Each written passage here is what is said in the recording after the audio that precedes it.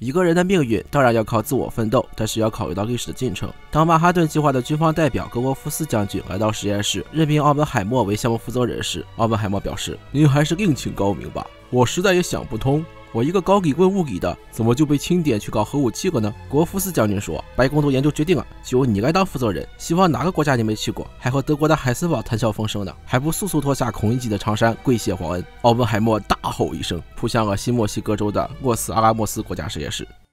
奥本海默这部电影好就好在告诉我们一个道理：宁可得罪君子，也不能得罪小人。但就和岳飞的故事一样，没有来自白宫的直接受益，无论是麦卡锡还是施特劳斯，都绝无可能把奥本海默这样一名知名科学家加上批斗大会。换句话说，开完批斗会，人都凉透了，才来假惺惺的和家属握手，说自己来晚了的君子剑才是幕后的始作俑者之一。当然，电影开头的那一幕堪比《三体》第一部的开头，尽管形式有所区别，但背后都是与人斗其乐无穷的作用逻辑。意识形态上的左右，并不影响原教旨极端派在行为上的相同选择。奥本海默到底是不是间谍，这个问题众说纷纭，但他的弟弟、弟媳、情人都是党员，其本人也曾捐款支持西班牙内战，也承认自己是美共同路人，既相信共产主义，但不愿接受组织领导。如果非要鸡蛋跟捡骨头，奥本海默勉强也算是根正苗红，毕竟就像海军里说的一样，聪明的人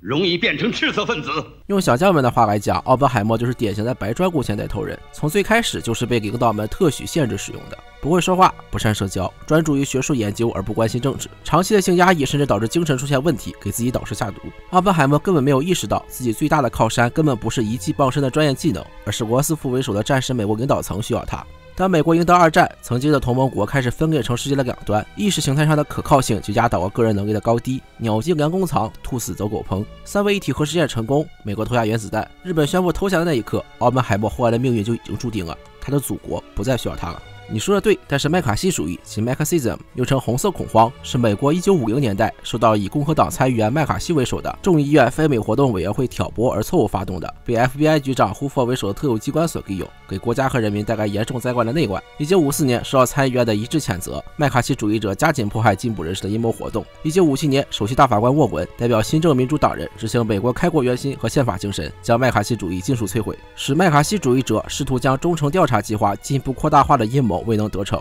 粉碎麦卡锡主义的胜利结束了战后的红色恐慌，为美国进入新的历史时期创造了条件。当时的美国社会，许多民众因为对共产主义的无知、偏见、仇恨和恐惧，非常乐于相信正是社会上有太多的50万才会丢失中国，才会有苏联原子弹的爆炸。从1951年到1954年，麦卡锡不断地炮制黑名单，为进步人士罗织罪名，非法审讯无辜群众，全力煽动全民反共。如此嚣张的麦卡锡，却没有人能够与之对抗，因为他有一个荒谬的逻辑：所有不同意麦卡锡的都是50万。因此，无论是媒体还是政治家，都对麦卡锡退避三舍，保持沉默，甚至连杜鲁门和艾森豪威尔两届总统都对其唯唯诺诺，只能私下抱怨。本来希望战后获得安宁与和平的美国人民，在政府的煽动宣传下，反共、仇共、恐共的情绪不断高涨，国家安全第一的对内政策最终反过来破坏了美国人民的自由权利。无论愿意还是不愿意，原子弹之父这个名誉和影响力都已经把奥本海默卷进了政治斗争的漩涡。麦卡锡主义对科学界和文艺界的冲击，从本质上讲是美国上层路线斗争的外移，追根溯源是罗斯福为首的新政民主党人在处理1929年经济危机以来的若干历史问题。美国可没有什么组织去形成决议，所以这场全国上下大讨论就变成了二战后的几次政权更迭。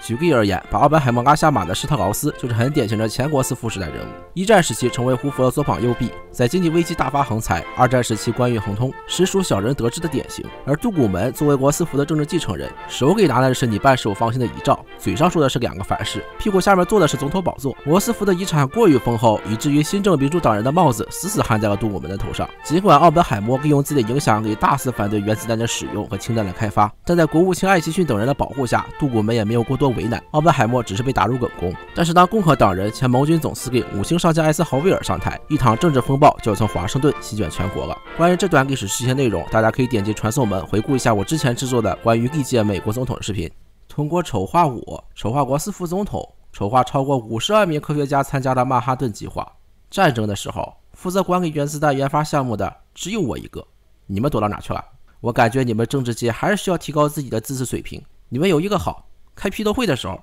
帽子扣得比帝国大厦都高，不要总是想搞一个大新闻，给我或者任何人泼脏水，先见复辩，然后吊起来打折个腿，再扔到历史的垃圾堆里自生自灭。我很尊重执行罗斯福总统的正确的放任的原子能委员会，但是不执行啊，我就是和尚打着伞，无法无天。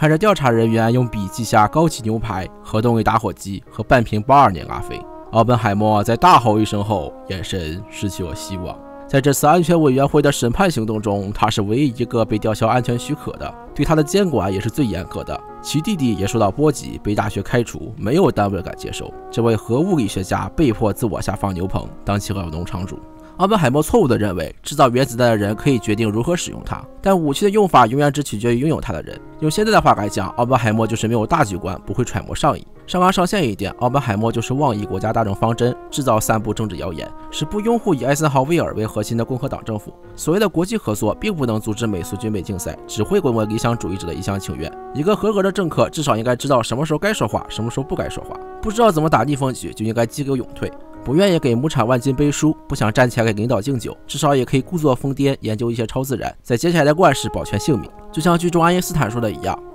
You served your country well. If this is the reward she offers you, then